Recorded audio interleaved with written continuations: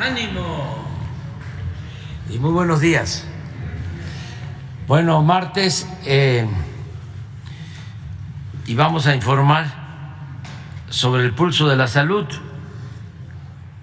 Es lo único que tenemos, aunque les adelanto, traemos un rezago de compañeras, compañeros que no han podido, no les ha alcanzado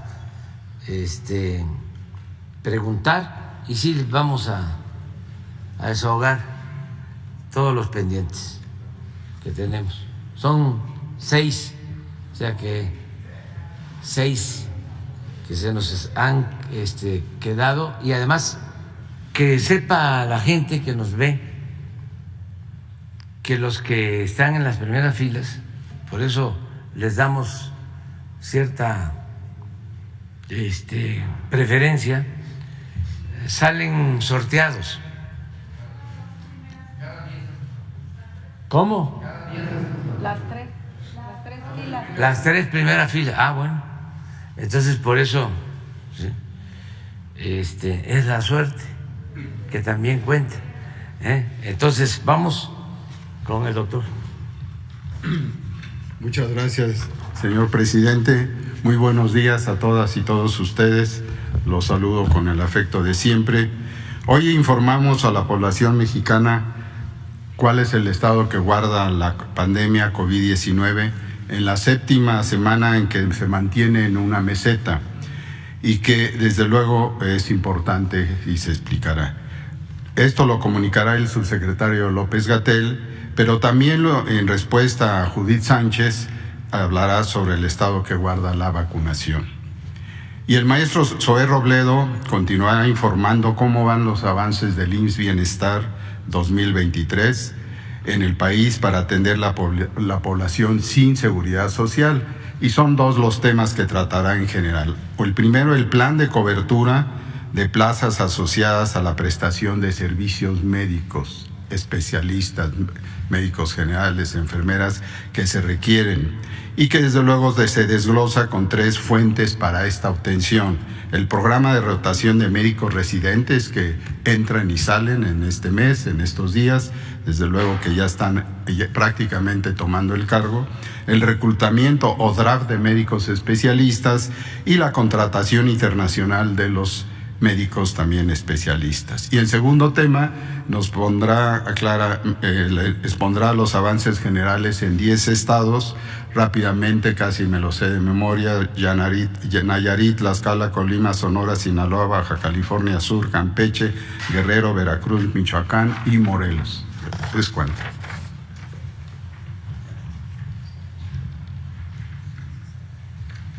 Con su permiso, presidente.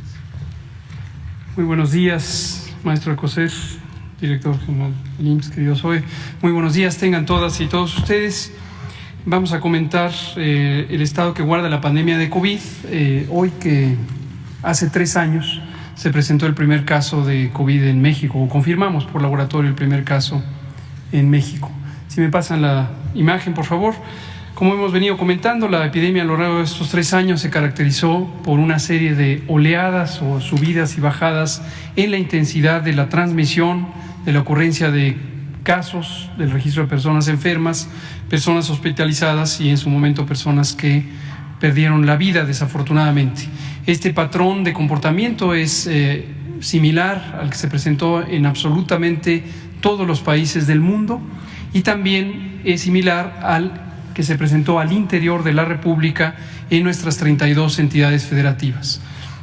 Y lo que se ha identificado progresivamente es que este patrón de comportamiento epidémico tenderá a estabilizarse, en el sentido de que se presentará con una regularidad anual, posiblemente coincidiendo con las temporadas frías del año. ¿Por qué sabemos esto? Porque así se comportan los virus de transmisión respiratoria que afectan al aparato respiratorio. El modelo más cercano o sugerente de esto es la influenza, pero no es el único virus que se presenta de esta manera. Y aquí insistimos en lo que hemos mostrado en las últimas oleadas, desde la oleada número 3, que afortunadamente la inmunidad poblacional, es decir, la protección que adquirimos cuando nos da COVID o nos infecta el virus SARS-CoV-2, o bien cuando recibimos la vacuna, o ambas cosas, nos va permitiendo tener un menor riesgo de enfermedad grave y de defunciones. Y cuando lo vemos agregado a nivel de la población, lo vamos a ver ahorita por una vez más, el contraste entre esta curva epidémica que es de casos, los casos que están ocurriendo, cómo se ha ido reduciendo su representación en personas hospitalizadas y sobre todo en personas que pierden la vida. En suma, COVID pasó de ser una enfermedad intensamente grave o intensamente causante de enfermedad grave a una enfermedad en donde ya una proporción muy pequeña de personas tienen enfermedad grave. Y lo último que comento en forma introductoria es quiénes son las personas que están presentando enfermedad grave todavía, y no solo en México, sino en otras partes del mundo, las personas que no se han vacunado. Entonces, la vacuna sigue siendo un instrumento fundamental de reducción de daños. Aquí está la curva epidémica, pues, de casos con sus 6 olas. Tenemos todavía esta tendencia de descenso. Ha tenido un comportamiento en las últimas 4 semanas de menor velocidad de descenso. Eso no es inusual, ha ocurrido, como se puede ver en la propia gráfica, en los periodos interepidémicos de otras oleadas, por ejemplo, entre la oleada 2 y la 3, que también estuvo un periodo largo en donde el descenso fue más lento. No necesariamente es algo de qué preocuparse.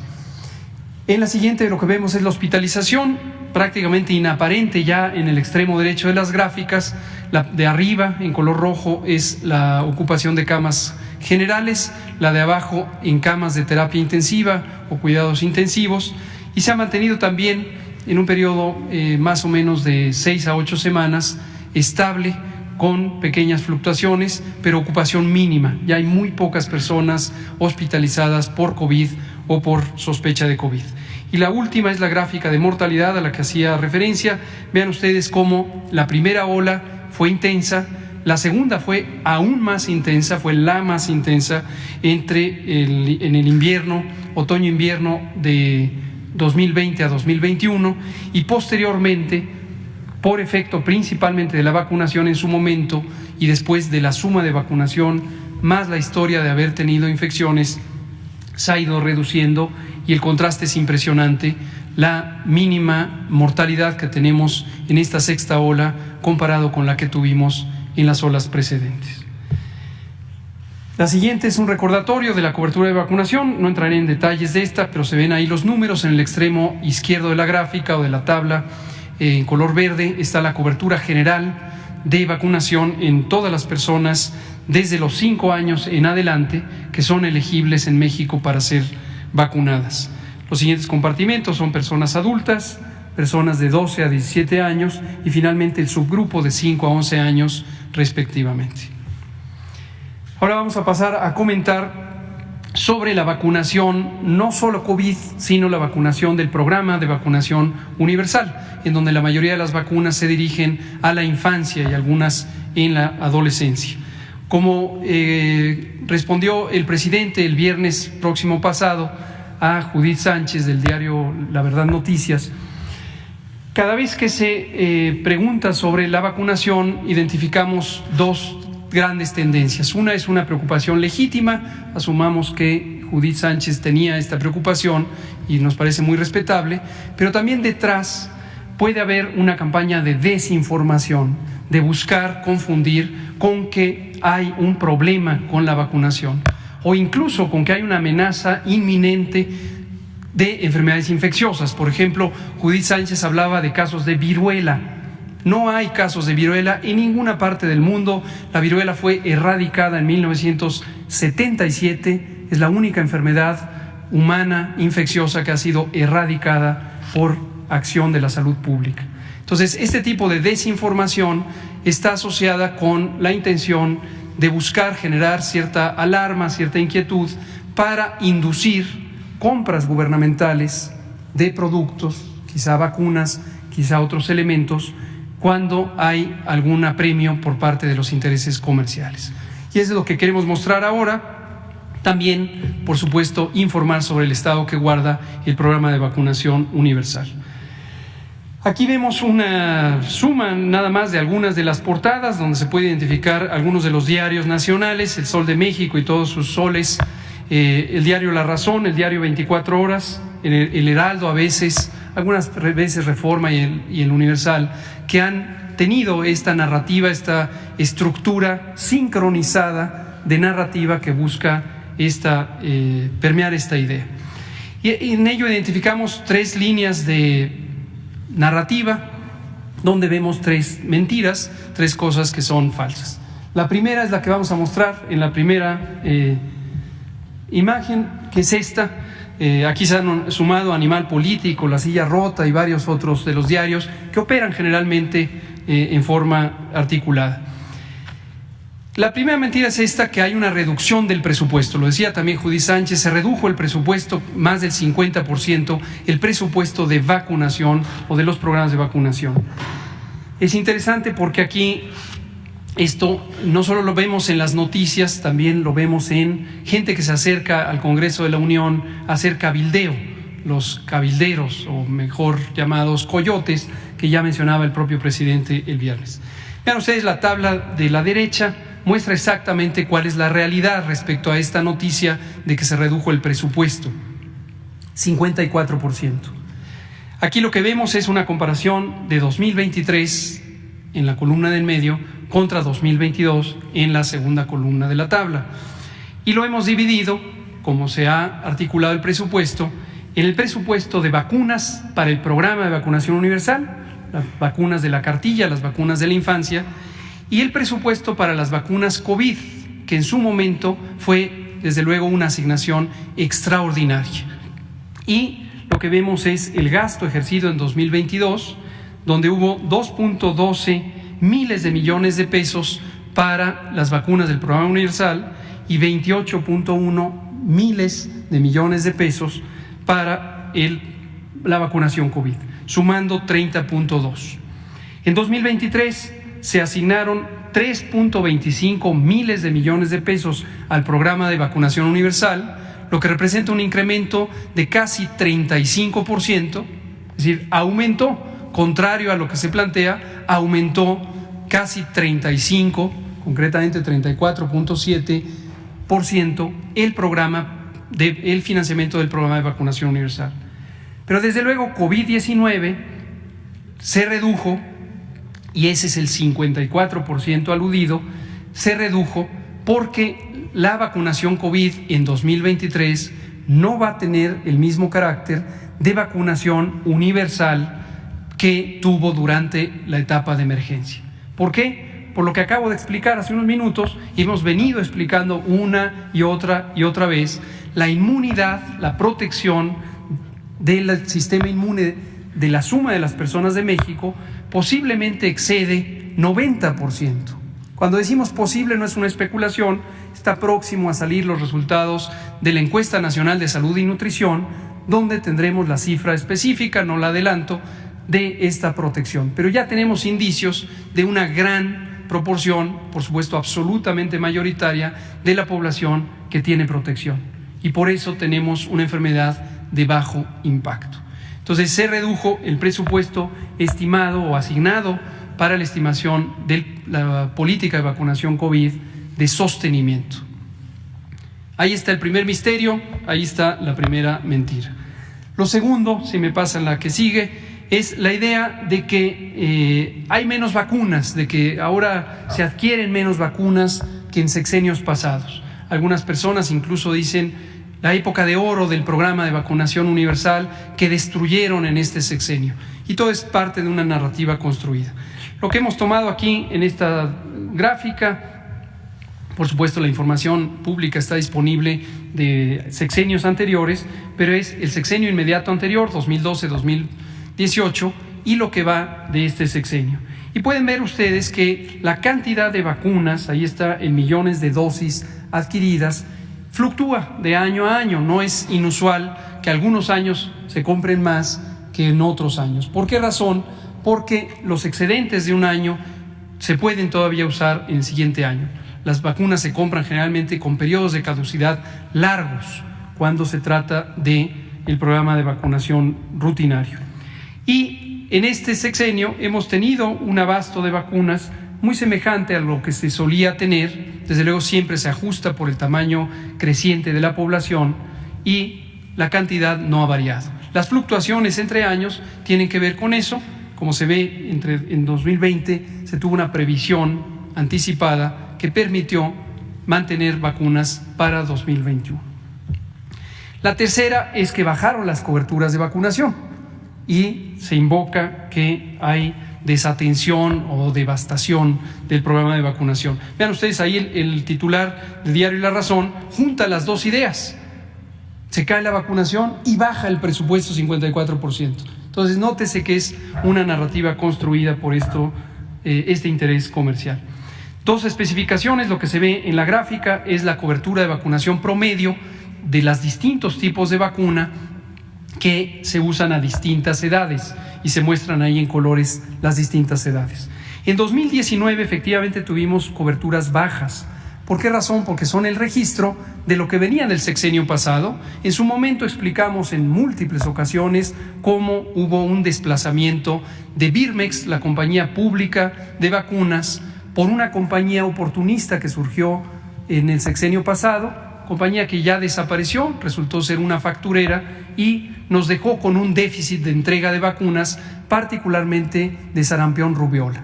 Esta inquietud sobre la cobertura de sarampión rubiola ya la habíamos advertido algunos de nosotros cuando trabajábamos en el campo académico, en el Instituto de Salud Pública, y veíamos venir el riesgo de un brote de sarampión en la medida en que en América Latina podía haber esta realidad y que en México a lo largo de muchos años se fue bajando la cobertura de vacunación contra el sarampión. En 2020, naturalmente, la pandemia redujo la cercanía, el acercamiento de la población hacia los centros de vacunación y esta vacunación se empezó a recuperar en 2021. Las cifras de 2022 que se ven ahí, desde luego, son preliminares y no reflejan todavía la totalidad de lo logrado durante el año. Termino comentando qué hicimos respecto a lo que se venía identificando como una erosión del programa de vacunación en los sexenios previos, en particular sarampión y rubiola. Identificamos, si nos pasan la siguiente, los escenarios que se ven en el lado izquierdo, y quiero destacar el primero. En 2019 tuvimos un pequeño brote de 20 casos de sarampión. Mayormente fue casos importados, pero después hubo transmisión doméstica. 95% de estos casos debieron haberse vacunado en sexenios previos. ¿Por qué lo sabemos? Por su edad. La vacuna contra el sarampión se pone al año de vida y estas personas tenían entre 2 a 55 años de vida, lo que habla de una falla vacunal en los sexenios previos. Pero después, en 2020, tuvimos un brote bastante más grande, más de 220 personas que tuvieron sarampión. Todo esto también de manera importada, en la medida en que en América Latina, en particular en Sudamérica, se ha reemergido el sarampión. Y 68% de los casos debieron haberse vacunado en sexenios previos. Lo mismo lo sabemos por la edad. Esto no es nuevo, esto lo informamos en su momento e hicimos público el estudio de brote. En fin, luego tuvimos otras condiciones. Durante la pandemia, obviamente, hubo déficit en la producción de vacunas. De la vacuna de VPH, 2 empresas farmacéuticas mayores, Glaxo y Merck, en cierta manera se conglomeraron. Glaxo dejó de producir vacuna de VPH, alertó que no iba a tener vacunas durante 2 años, ni para México ni para muchos otros países, y no pudimos tener vacuna de VPH. Entonces, lo que hicimos en respuesta es una cosa que se llama campañas de recuperación de cobertura. Esta es una estrategia de la salud pública que inventaron los cubanos en los años 60 y que ha sido adoptada en todo el mundo. Es un gran acierto de la medicina y la salud pública cubanas. Hicimos la misma práctica y entonces son campañas intensivas donde no hay un calendario específico, sino se va buscando a la población. 3 vacunas en particular: rubiola, sarampión y rubiola, sarampión, parotiditis.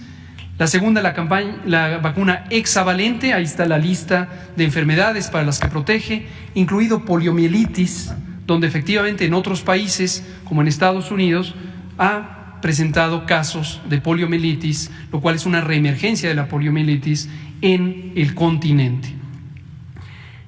Y VPH. Los resultados en la siguiente imagen: más de 8 millones de dosis de sarampión rubiola, seguidas de 1,5 millones de sarampión rubiola parotiditis, la triple viral, en 2021. En 2022, casi 2 millones de la vacuna hexavalente. Estas, insisto, son de recuperación, adicionales a las que se van poniendo en el día con día a los niños que llegan a la edad.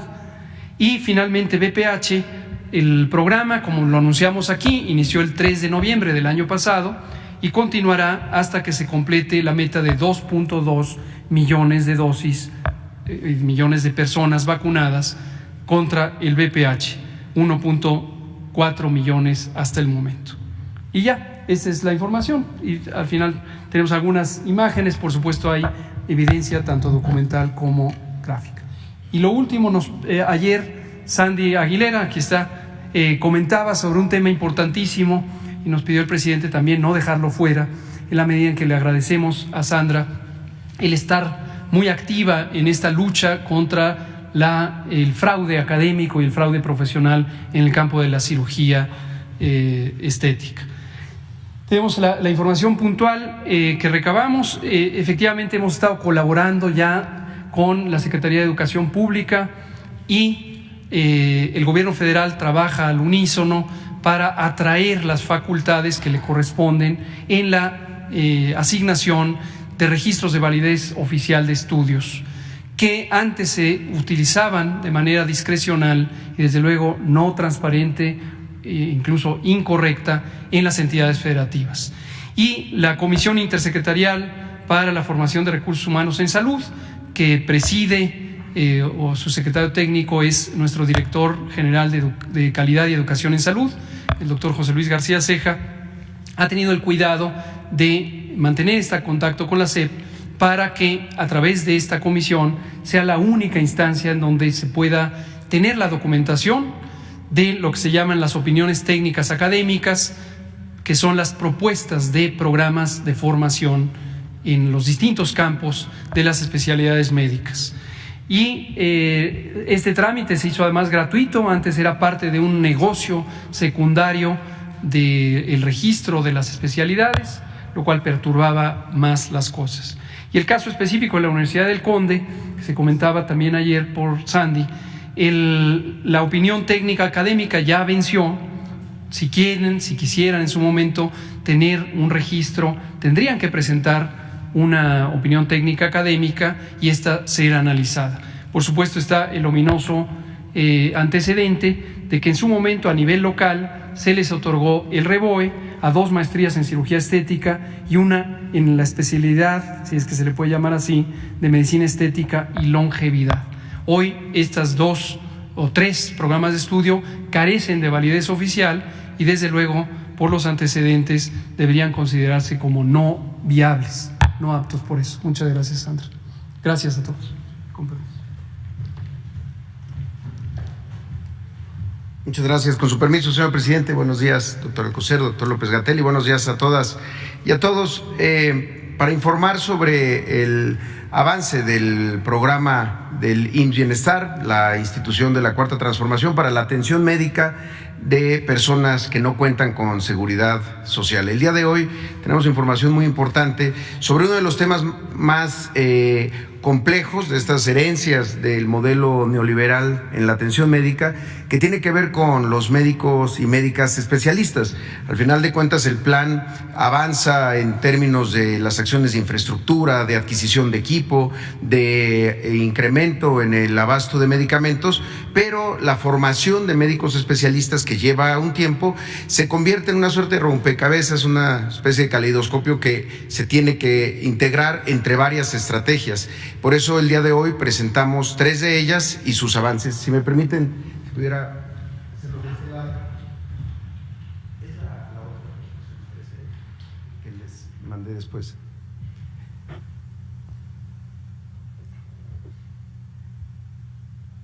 tiene unas gráficas al inicio. Porque queremos mostrar cómo desde el 2019 se incrementó el número de residentes en formación por parte del Seguro Social y desde luego por parte de todas las instituciones. El Seguro Social forma a la mitad de los médicos y médicas especialistas del país, sin embargo, se formaba menos de las necesidades que tenía la propia institución. Esto fue cambiando y por eso ahora tenemos más egresos ya en 2023.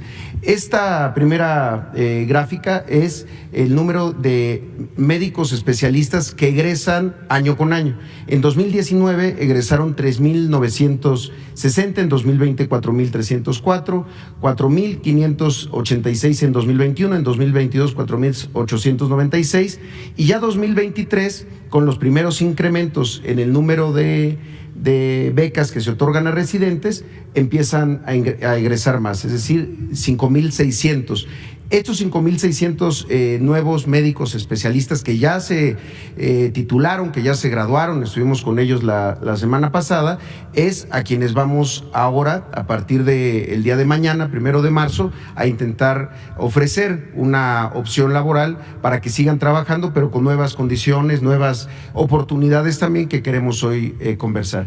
Pero también tiene que ver con cómo se incrementaron las plazas ofertadas, es decir, eso significa que el IMSS está ofreciendo más becas para médicos residentes porque también tiene más sedes y se hicieron inversiones por cerca de 400 millones de pesos para esos lugares de residencia, a espacios de trabajo, espacios de descanso, pero además se pasó de 200 a 400 sedes de formación en todas las especialidades.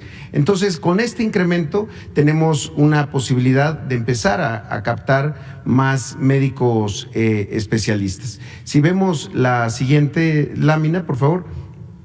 Esta habla de de la parte formativa de los médicos especialistas, de los residentes, que en su último año las especialidades troncales, ginecología, pediatría, medicina interna, cirugía, anestesia, medicina familiar y urgencias, la última parte de su formación es acudir durante 6 meses o 4 meses, dependiendo de la especialidad, a una rotación de campo.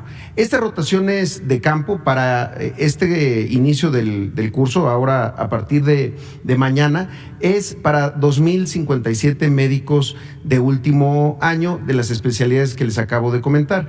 Antes rotaban o ya sea en instalaciones y unidades propias del Seguro Social y los 80 hospitales del IMSS Bienestar. Ahora serán 232 hospitales de los hospitales que antes eran de las Secretarías de Salud de los gobiernos de los estados y que ahora han sido transferidos al IMSS Bienestar. Entonces, muchos de estos hospitales nunca habían tenido residentes, nunca habían tenido residentes en rotación de campo de último año, ahora lo van a poder tener, y esto lo empezamos a hacer desde el año pasado en Nayarit, en hospitales sobre todo muy remotos. Todos estos 232 hospitales son en zonas apartadas, áreas rurales, donde hay atención también primordial de población indígena. Como estos hospitales, muchos de los que se construyeron tenían un número de camas menor a los que antes aceptaba la propia norma, la NOM 01 de educación en salud, que ya se modificó, nunca recibieron, entre otras cosas, porque tampoco tenían residencias, no había espacios para recibir a estos residentes. Entonces, en este momento, aquellos hospitales que no cuentan con residencias, se hizo un apoyo de 4.800 pesos mensuales para los residentes, ya sea para que cubran temas de alojamiento o de alimentación. Entonces, con esto, a partir de mañana, pues habrá un despliegue muy importante hacia estos lugares que más necesitan tener médicos especialistas. La siguiente tiene que ver con los egresados, los 5.600 que acaban de egresar y que, como año con año ocurre desde 1987, el IMSS realiza esta suerte de feria del empleo, un reclutamiento o draft, también como se le conoce, para captar a estos médicos. Sin embargo, ahora se están empatando también las vacancias que se tiene en el IMSS Bienestar, en los estados que ya han pasado a la federalización, con el objetivo que puedan optar por una o incluso una plaza también de el IMSS Bienestar, es decir, un turno en el IMSS y otro turno en el IMSS Bienestar en los hospitales en donde hay una coincidencia en la presencia de ambas instituciones. Pero también para poderles ofertar, si no hay interés en tomar una vacante del régimen ordinario del Seguro Social, poder ofertarles las de salud. En ese sentido, se iniciaría a partir de mañana con muchos de los que están con becas, después se abre por especialidad y así vamos a estar hasta el 9 de marzo. La siguiente, un elemento importante es que se van a tener unas compensaciones en aquellos lugares en donde había una ausencia de especialistas, de cobertura cero de médicos especialistas. Es una compensación de 9,000 pesos mensuales para quienes opten por estas plazas. También para otras unidades que tienen coberturas parciales son cerca de 5,000 pesos para esa cobertura, y también para la Ciudad de México, Guadalajara y Monterrey es un incremento de casi 2,000 pesos de apoyo para médicos especialistas. Al mismo tiempo se van a ofertar las plazas del IMSS Bienestar para tener esta posibilidad de doble plaza, una del régimen ordinario, una de IMSS Bienestar. Y además estamos abriendo una convocatoria para que puedan participarnos sobre todo de las esposas, esposos, las parejas de las médicas y los médicos especialistas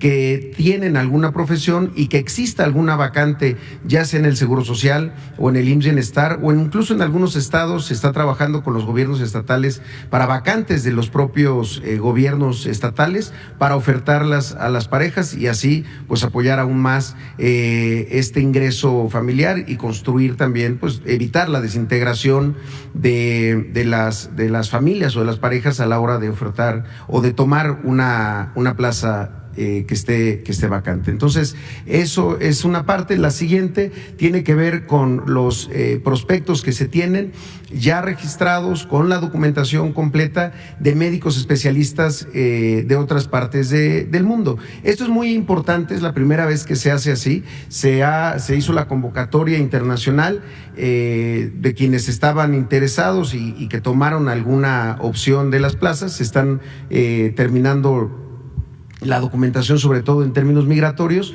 y vamos a tener estos 156 médicas y médicos de estas especialidades que tanta falta nos hacen. Por ejemplo, traumatología y ortopedia, que es en la que hubo más, junto con anestesia, cirugía general, gineco y obstetricia, pediatría, medicina interna, y también médicas y médicos de radiodiagnóstico. Entonces, con esto también vamos a seguir cubriendo, insisto, sobre todo en aquellos lugares en donde ha habido plazas que año con año salen a ofertarse y que nadie toma. Son principalmente en lugares apartados, donde hay mucha necesidad y también mucha vocación de estos médicos que acuden a estos lugares. La siguiente, por favor. Bueno, estos son los avances de los estados. Hoy quisiera enfocarme en esta parte que tiene que ver con cómo se han incrementado ya los servicios que se realizan en los estados, en las unidades que son operadas por el IMSS Bienestar, en particular en los hospitales, y tienen que ver con las consultas, las cirugías y también los niveles de abasto de medicamentos. Como vemos aquí, por ejemplo, Nayarit, en lo que va del año se han realizado 35,000 consultas, tanto de especialidad como de medicina familiar, 2,436 cirugías, y ya tenemos un nivel de abasto de medicamentos del 99%. En la siguiente tenemos Tlaxcala, lo mismo, tenemos un muy buen nivel ya de servicios con 21,423 consultas, 14,000 de especialidad, 7,000 de medicina familiar, 1,988 cirugías y 96% es lo que nos registra el nivel de surtimiento. En todos los casos hay incrementos en el número de servicios que se están ya realizando con todas las acciones que se han detallado aquí semana a semana. La siguiente es Colima, donde tenemos 21,000 consultas realizadas en lo que va del año, 17,000 consultas de especialidad, 3,981 de medicina familiar, 1,263 cirugías y 94% es lo que tenemos reportado de recetas surtidas. Ya no solamente el abasto de lo que hay en las farmacias o en los almacenes, sino cuántas recetas se surtieron de manera completa. La siguiente es Baja California Sur, con 13,921 consultas, 11,000 de especialidad, 2,176 de medicina familiar, 867 cirugías y tenemos un nivel de abasto del 99%.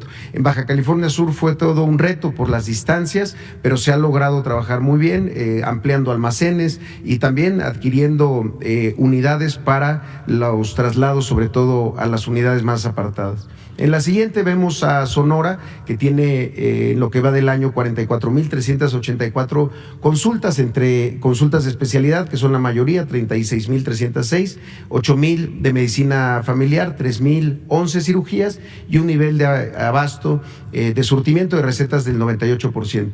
La siguiente, Sinaloa, con 45,000 consultas, 32,000 de especialidad, 12,000 de medicina familiar, 2,399 cirugías y un 96% de recetas surtidas. La siguiente es, estamos ahí, Campeche, que tenemos 10,459 consultas, 5,483 son de especialidad, 4,976 de medicina familiar. Como vemos, Campeche, que es de los estados más recientes que el resto, tenemos coberturas todavía del 52% de médicos especialistas. Esto tendrá que verse de manera muy distinta ahora que hagamos tanto la parte del reclutamiento, que empieza mañana y que está enfocado en estados como Campeche, en donde tienen muy baja cobertura de médicos especialistas, y eso va a impactar de inmediato pues en el número de consultas o de cirugías que se hacen en esa entidad. La siguiente, lo mismo pasa en Guerrero, con 66% de cobertura de médicos especialistas, y aún así hemos logrado hacer 28,396 consultas, 11,000 de especialidad, 16,000 de medicina familiar y 1,618 cirugías. Con un 86% es el reporte de recetas surtidas en el estado de Guerrero. La siguiente es Veracruz. Tenemos un 53% de cobertura de médicos especialistas. En las consultas, 15,099 consultas, 9,920 de especialidad, 5,179 de medicina familiar. Aquí es importante destacar que la consulta de primer nivel de atención generalmente se realiza por médicos generales. Esa no lo estamos reportando acá, se sigue haciendo, pero queremos enfocarnos mucho a consultas de especialidad, incluida la consulta del médico familiar, que es una especialidad fundamental en la historia del Seguro Social y de otras instituciones de seguridad social. En ese sentido, también mientras vayamos incrementando la cobertura de especialistas, se va a incrementar también el número de consultas de especialidad. En la siguiente tenemos Michoacán, es de los estados en los que entramos este año. Seguimos en las capacitaciones, tanto en primer como en segundo nivel de atención. Tenemos un reporte del 96% del abasto y acciones de conservación, lo hemos conversado, impermeabilizaciones, remodelación y rehabilitación de baños, de pisos, de plafones, también de quirófanos, de salas de espera, en 22 de los 22 hospitales. Hemos hecho una compra de 304 bienes de equipo por 53.4 millones de pesos, que ya están entregados todos en el segundo nivel de atención. Y finalmente tenemos Morelos, donde tenemos un abasto de medicamentos del 88%, y también en acciones de conservación en 4 de los 9 hospitales. Nos falta aún ingresar a estos 9 hospitales en el estado de Morelos, que van a iniciar esta semana, y en esos 4 que ya tenemos intervención, adquirimos 78 bienes por 10.4 millones de pesos, que ya fueron entregados en todos estos 4 hospitales. Sería todo por mi cuenta, señor presidente. Muchas gracias.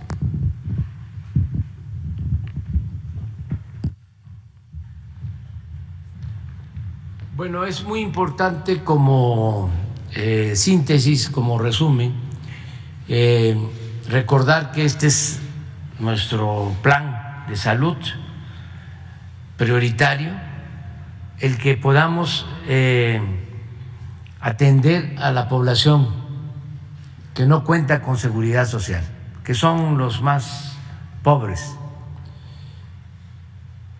vamos a que en todos los centros de salud, hospitales, hasta en las comunidades más apartadas, se tenga garantizado el derecho a la salud, que haya médicos, que haya especialistas, medicamentos, que estén en buen estado las instalaciones y gratuidad, que no se cobre como ya se está haciendo. Ya se están retirando las cajas registradoras en los hospitales. Y esto es muy importante. Reafirmo el compromiso de que este año vamos a tener concluido este sistema de salud universal, eficaz y gratuito. O sea que sigue en pie lo de Dinamarca, para que nuestros adversarios vayan tomando nota. Y cada 15 días vamos a estar informando sobre el avance. Porque tienen un buen sistema de salud. En Dinamarca está establecido lo que se conoce como estado de bienestar, que es lo que nosotros queremos dejar establecido en México. En Dinamarca, por ejemplo, cuando se llega a 65 años, ya se tiene una pensión.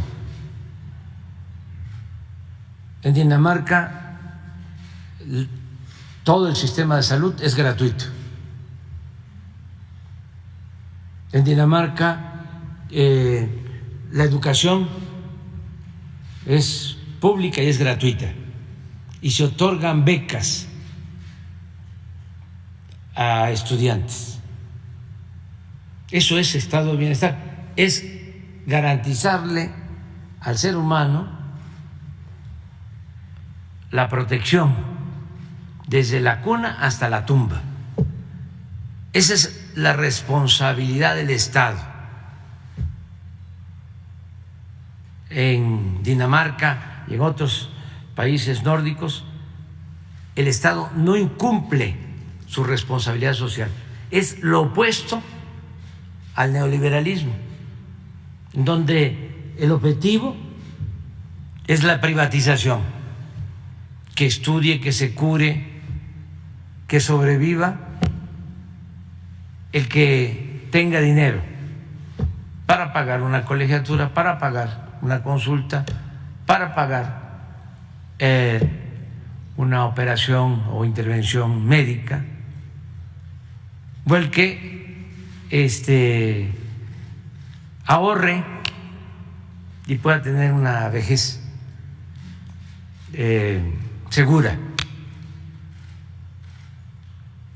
Entonces,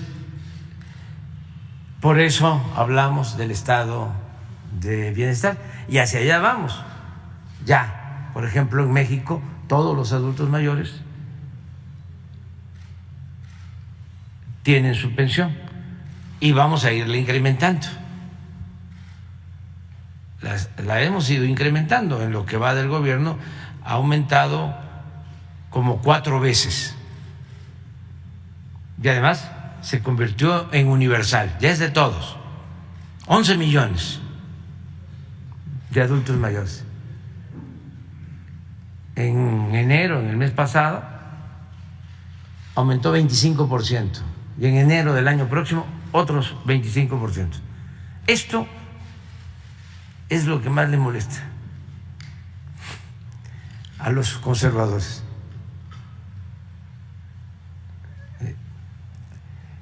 Y también, pues, son 11 millones de becas a estudiantes. Nunca se había entregado esta cantidad. Y me da muchísimo gusto porque este programa ya está dando frutos estamos en el nivel de deserción, de abandono de la escuela, en el nivel medio superior, es decir, en el nivel de prepa más bajo que se haya registrado en la historia. Es decir, no están abandonando la escuela los jóvenes, y es la edad más importante y más riesgosa, porque todos los estudiantes de nivel medio superior tienen su beca. Esto es estado de bienestar. Lo de la marcha del domingo, ¿quiénes son los que vinieron a marchar? O los dirigentes, no promotores, los que se oponen a esta política. Debe saberse que cuando presenté la iniciativa para que la pensión a los adultos mayores se convirtiera en un derecho y que esté quien esté en la presidencia, se tenga que garantizar esta pensión a los adultos mayores, los del PAN votaron en contra.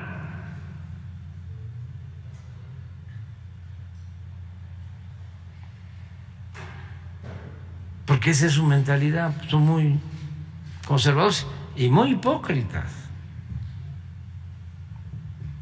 Muy hipócritas. Entonces, esas son las cosas que nos hacen distintos. Qué bueno, porque antes se simulaba mucho, había mucha política robalera, porque el robalo es el que se maneja en dos aguas, en aguas saladas y en aguas dulces, en los ríos y también en el mar. Y aquí ya no hay política robalera.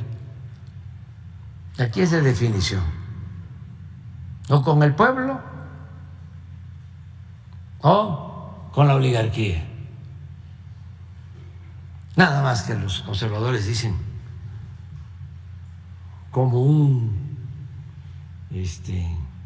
político de la picaresca política mexicana que decía que ¿estás conmigo o estás sinmigo?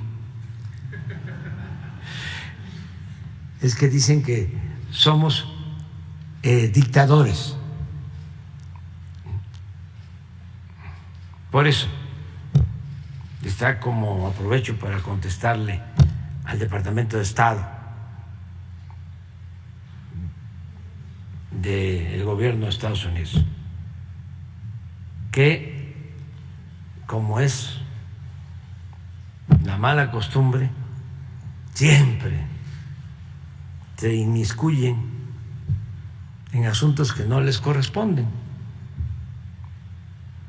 Muy contrario a lo que piensa el presidente Biden, que siempre habla de igualdad, textualmente, de un pie de igualdad, pero, como dice la canción,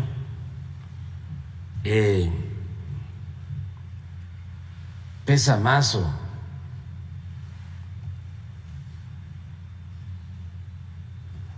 se impone más la costumbre, la mala costumbre, en este caso, que el amor o el respeto.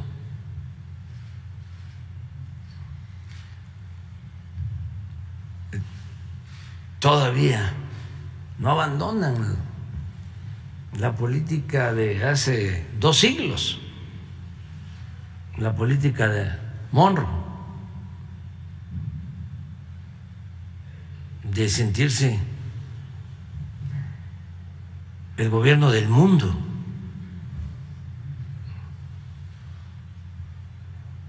¿Qué le digo con todo respeto al señor Blinken del Departamento de Estado? Que hay más democracia actualmente en México que en Estados Unidos.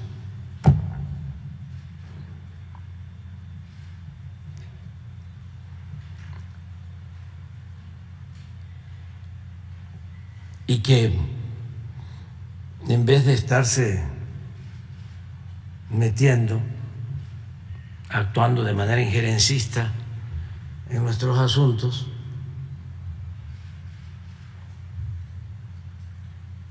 si quieren seguir con la misma política, pues que se ocupen de lo que está pasando en el Perú, donde ahí la embajadora de Estados Unidos es la asesora de los golpistas que pisotearon las libertades y la democracia en ese país, destituyendo injustamente al presidente y encarcelándolo. Y que le hagan caso al presidente Biden.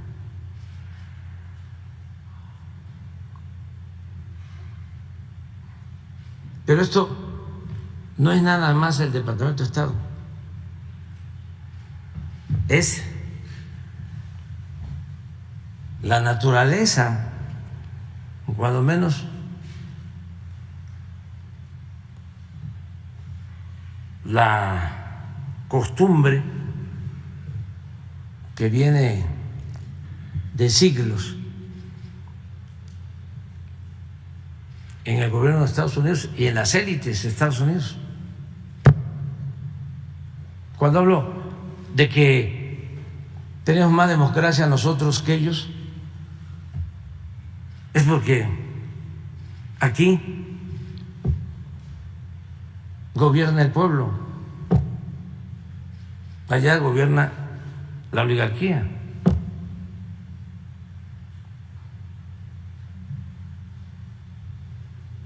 Nada más, ayer, por ejemplo, el periódico posiblemente más influyente en términos económicos y financieros en el mundo, el Wall Street Journal, 8 columnas y fotografía para la marcha de los corruptos.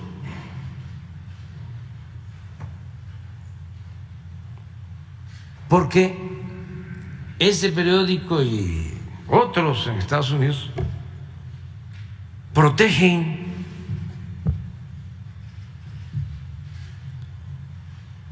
a las mafias de poder económico en el mundo.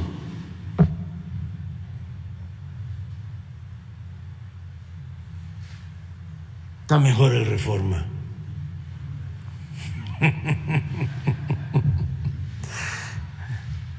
Bueno, pues ya aclaramos. Vámonos por la lista, porque si no ya.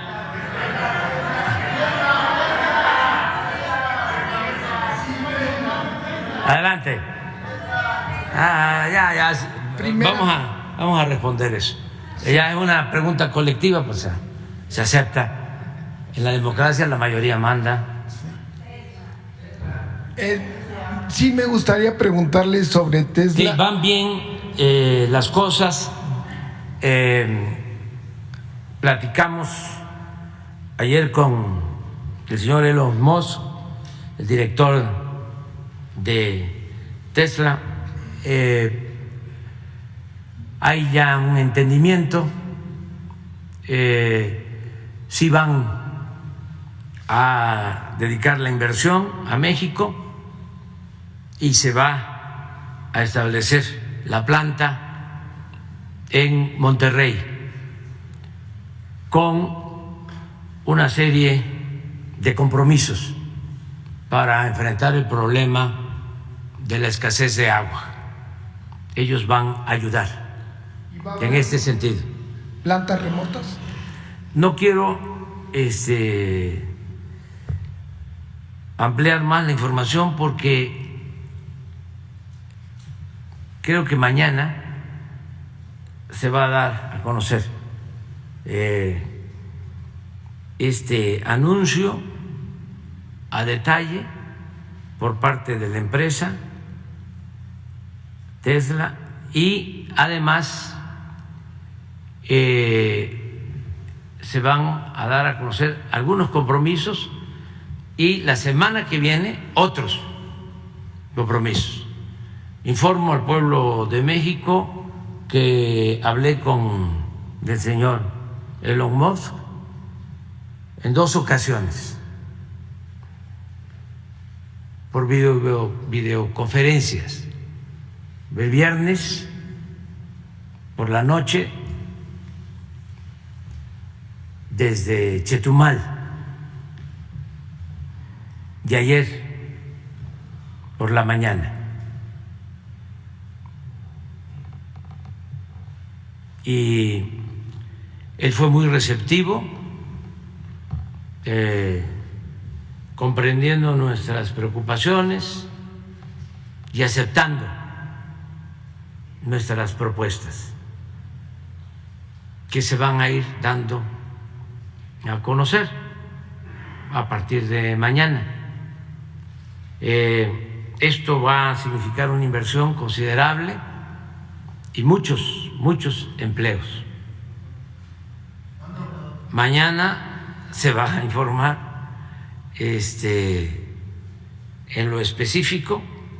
Quiero pues agradecer al señor Elon Musk de que fue muy respetuoso, atento y entendió de la importancia que tiene atender el problema de la escasez de agua. Hay un primer compromiso que es el de el uso en todo el proceso de fabricación de automóviles eléctricos, la utilización de agua reciclada y de tratamiento del agua, incluso hasta para la pintura de los automóviles. Pero eso es lo que tiene que ver con la planta, como una inversión de esta magnitud induce a que se incremente la población. Para tener una idea, en los últimos 10 años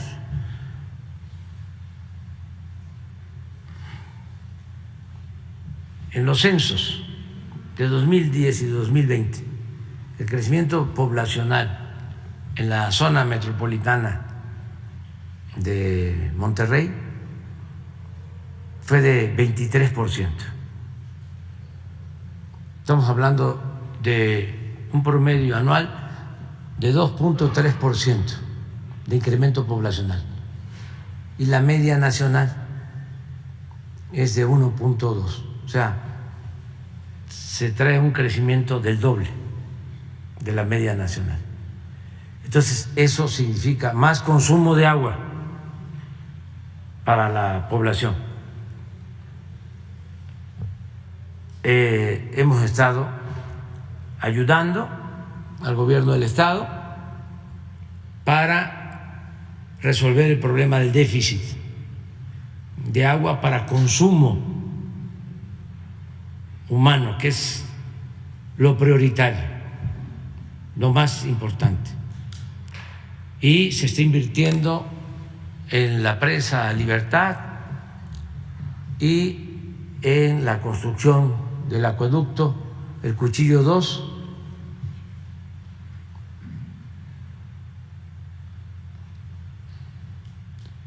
y esto va a resolver el problema de corto plazo. Y esto es lo que se expuso al señor Elon Musk, y por eso llegamos a acuerdo para pensar en el mediano, en el largo plazo sobre el abasto de agua.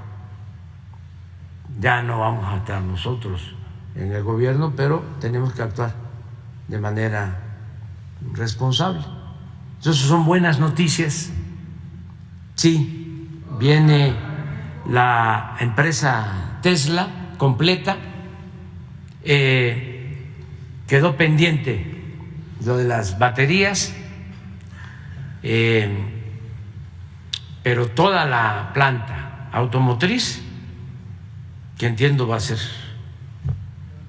muy grande, pero ya también no me pidan más, porque voy a incumplir el compromiso.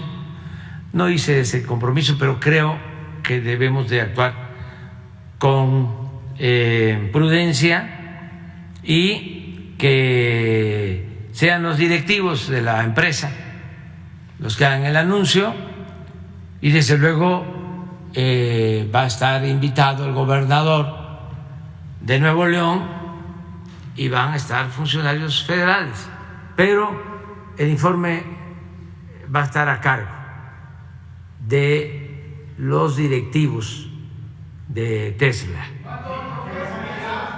Es probable que sea mañana, no sé si va a ser presencial o por videoconferencias, no sé de qué manera. No, yo no voy a participar en este acto, pero estoy satisfecho con lo que se consiguió, porque significa más inversión para México, y más empleos. Y esto también lleva a que vayan aumentando los salarios de los trabajadores, porque entre más demanda de empleos exista, aumentan más los trabajadores. Hay algo que me gustó mucho del señor Elon Musk. Hablamos de que no podíamos nosotros, en el caso de baterías y de la fabricación de semiconductores, otorgar los subsidios que está destinando el gobierno de Estados Unidos, donde si se invierte $1, el gobierno tiene que dar $1.50. Entonces, eso no, un subsidio así no. No podríamos otorgarlos, esos subsidios. Entonces, él lo entendió perfectamente y hablamos de que sin esos subsidios, las ventajas comparativas de México son únicas en el mundo. Y coincidimos, y repito, eso me dio mucho gusto, que el recurso principal de México es la calidad de sus trabajadores, la ética, la responsabilidad, la creatividad de los trabajadores mexicanos. Y él coincidió plenamente. Eso no se encuentra en otros lugares del mundo.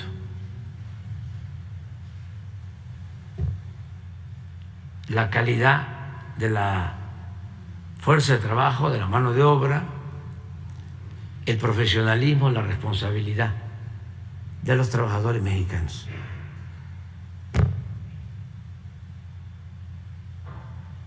Entonces, bien sobre este tema. De México y los no. Estamos viendo, van a continuar las relaciones. Lo que les puedo decir es que nos entendimos bien y fue bueno el acuerdo en beneficio de México. Ya, ¿no? En una segunda pregunta. Mañana se va a informar o pasado y yo voy a seguirles informando. ¿Sí? En general, ¿sí? Hasta que terminemos.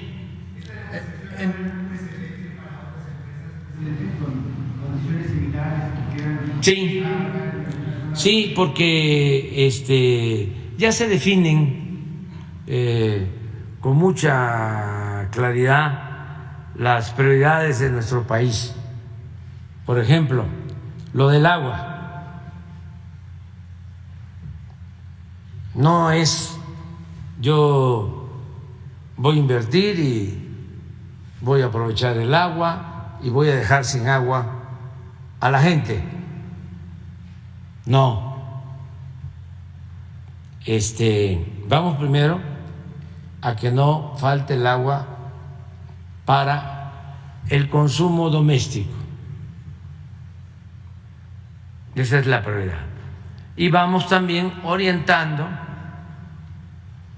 el crecimiento hacia regiones donde se tiene agua.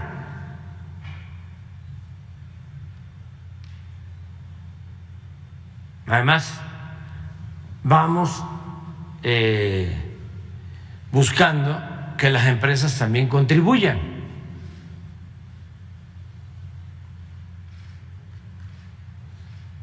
¿En qué sentido? Pues que se le paguen buenos sueldos a sus trabajadores, se cuide del medio ambiente y se paguen los impuestos.